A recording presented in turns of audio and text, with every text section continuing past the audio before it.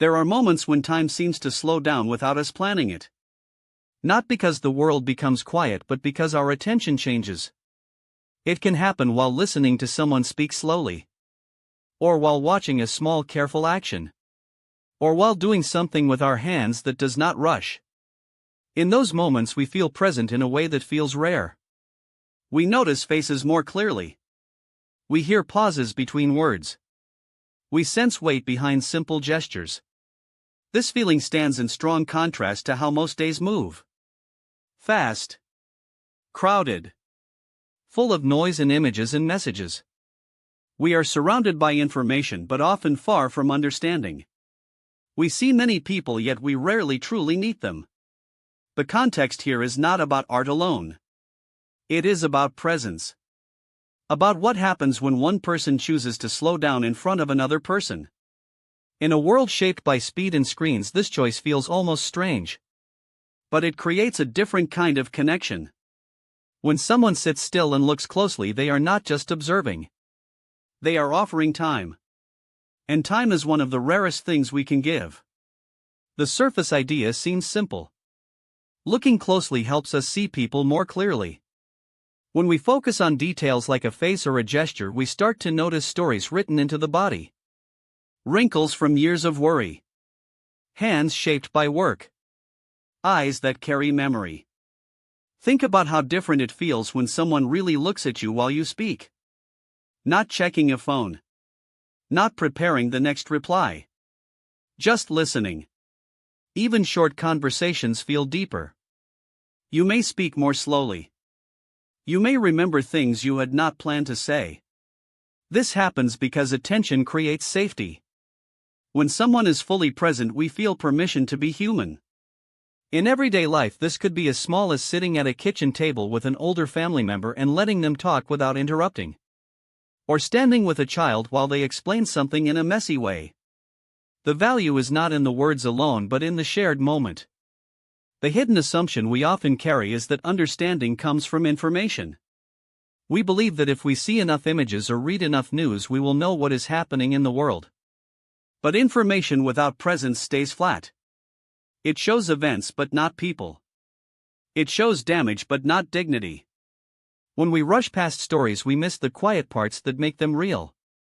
A scar is not just an injury. It is a moment. A missing tooth is not just damage. It is time passing through pain. When someone takes time to notice these details, the story unfolds slowly and honestly. We begin to see not just what happened but how it lives inside a person. The problem with speed is not only that it moves fast. It is that it trains us to move on quickly. We scroll past faces. We glance at headlines. We feel sad for a moment and then distracted. This shallow movement makes it easy to forget that each story belongs to a whole life. The structural pattern behind this is about how slowing down changes power. When someone listens carefully, they shift the balance. The person speaking is no longer an object of attention but a participant in meaning. Silence becomes active.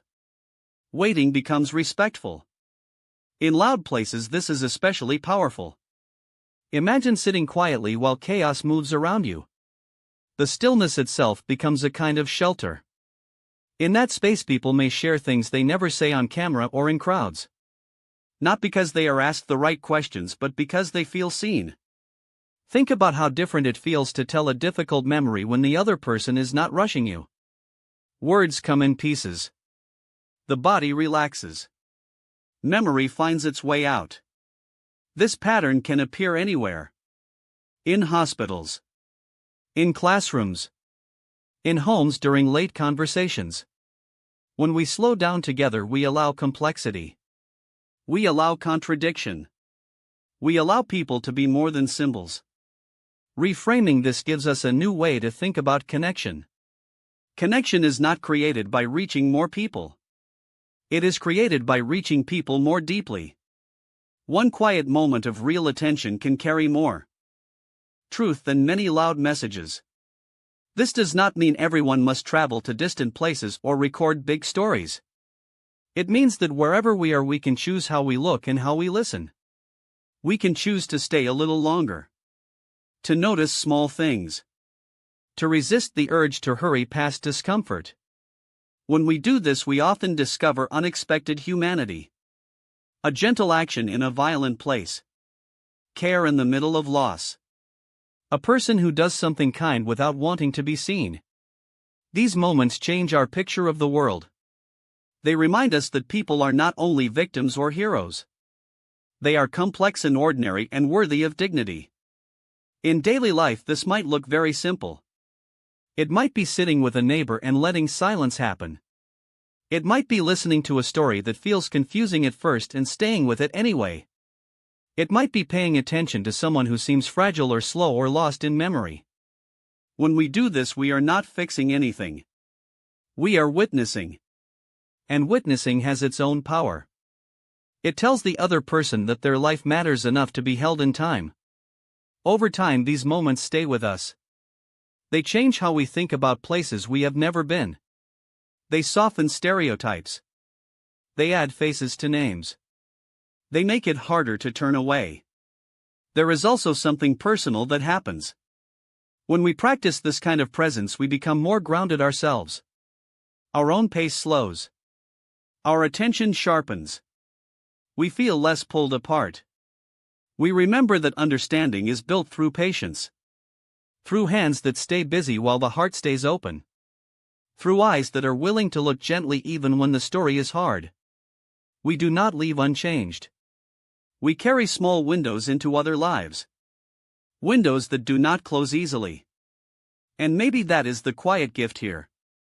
Not memory alone, but responsibility. Once we have truly seen someone, it becomes harder to ignore others. It becomes harder to accept shallow stories. We begin to value depth over speed. Presence over noise. Listening over reacting. And in a world that moves quickly, this choice feels almost radical. So the question becomes simple and personal. Where in your own life could you slow down enough to truly see the person in front of you, and what might change if you did?